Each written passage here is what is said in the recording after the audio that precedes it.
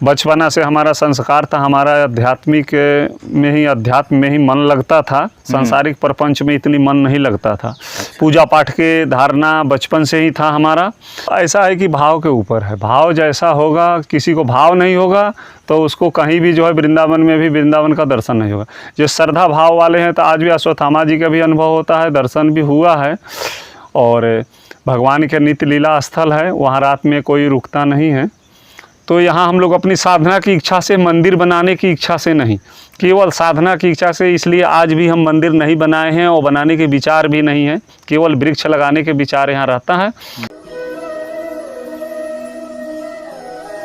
जय जय श्री राधे। सभी भक्तों का स्वागत है आपके अपने चैनल ब्रज माधुरी में। भक्तों, आज हम आपको लेके चल रहे हैं पिसावा की झाड़ी में, जो कि बहुत ही चमत्कारिक झाड़ी है और जहाँ पे बहुत सारे दिव्य संत रहते हैं। एक ऐसे ही दिव्य संत से आज आपको हम मिलवाएंगे, उनके दर्शन करवाएंगे और उनसे जानेंगे कि उनके अनुभव इस झाड़ी में कैसे हैं। तो आइए आपको उस स्थान पे लेके चलते हैं और उन बाबा के दर्शन कराते हैं और जानते हैं उनके अनुभव। तो भक्तों, हम उन संत के पास हैं और उनसे उनके अनुभव जानेंगे। जय श्री राम महाराज जी। जय श्री राम महाराज जी। ये जो झाड़ी है ये बहुत ही चमत्कारिक झाड़ी है, इसको ऐसा जानते हैं, तो इसके बारे में आप थोड़ा सा हमें बताएं। ये अश्वत्थामा की झाड़ी है और इससे पहले ये तो ब्रिज मंडल है, इसमें भगवान के नित्य लीला स्थल है। आज भी जो है यहाँ भक्तों को किसी किसी को दर्शन होता है। और ऐसा है कि भाव के ऊपर है, भाव जैसा होगा, किसी को भाव नहीं होगा तो उसको कहीं भी जो है वृंदावन में भी वृंदावन का दर्शन नहीं होगा। जो श्रद्धा भाव वाले हैं तो आज भी अश्वत्थामा जी का भी अनुभव होता है, दर्शन भी हुआ है। और भगवान के नित्य लीला स्थल है, वहाँ रात में कोई रुकता नहीं है। और यहाँ संत जो है साधक रहते, पिसावा की झाड़ी है बरसाना के नज़दीक, यहाँ अनेकों संत जो है यहाँ वास करते, साधक लाइन के रहते। इसमें परपंची लोग नहीं रहते, इसमें साधक रहते। जो साधना वाले हैं उनको पब्लिक से ज़्यादा जो है अपने मतलब भरी मतलब रखते और यहाँ पड़े रहते, अपना साधना करते।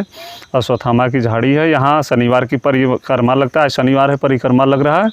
और यहाँ के लोकल पब्लिक जो है सुबह शाम परिक्रमा लगाती रहती है और उनकी मनोकामना पूर्ण होता है। आजकल स्वार्थ की दुनिया है, बिना स्वार्थ के निस्वार्थ भाव, निष्काम भाव वाले बहुत कम हैं, लेकिन सकाम वाले को भी कामना पूर्ति यहाँ पूर्ण होता है। तो बाबा, आप यहाँ पे कब से रह रहे हैं और कैसे आपकी साधना स्टडी है?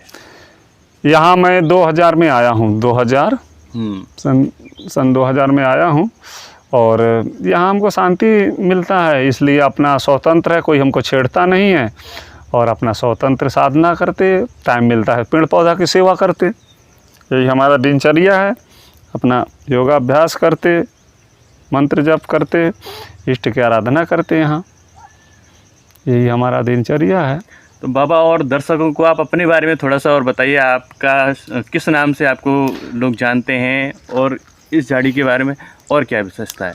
हमारे गुरु स्थान है नासिक। अच्छा। अयोध्या छावनी से हम लोग जुड़े हुए हैं।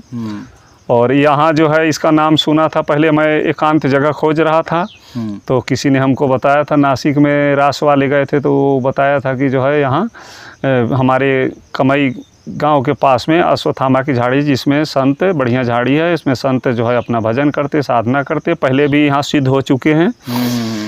तो यहाँ हम लोग अपनी साधना की इच्छा से, मंदिर बनाने की इच्छा से नहीं, केवल साधना की इच्छा से, इसलिए आज भी हम मंदिर नहीं बनाए हैं और बनाने के विचार भी नहीं है, केवल वृक्ष लगाने के विचार यहाँ रहता है।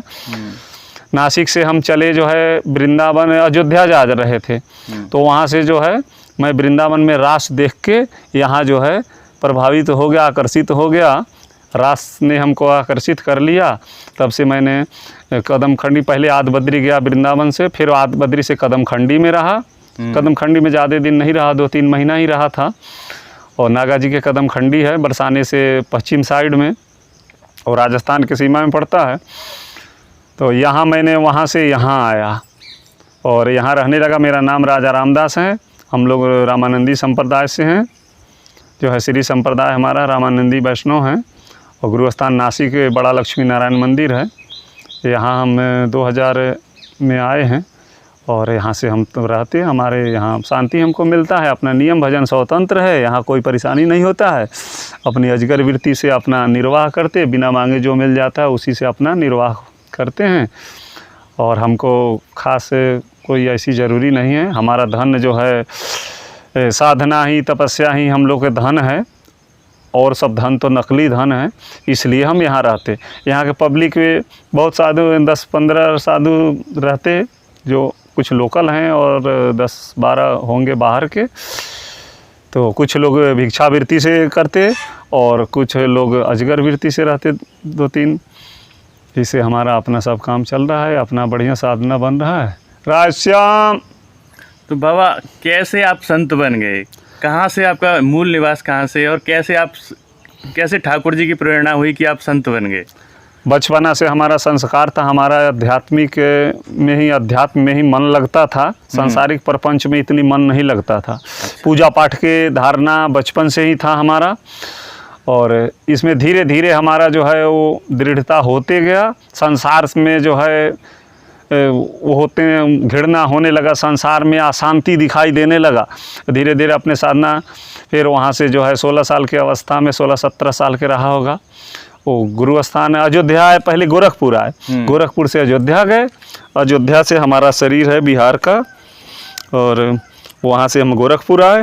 गोरखपुर से जो है अयोध्या, एक संत के हनुमान जी समझो उनको, कि संत जो है, मैं चाहता था, मैं घूमा फिरा नहीं था, तो मैं चाहता था कि अयोध्या जाना, तो अयोध्या गया नहीं था।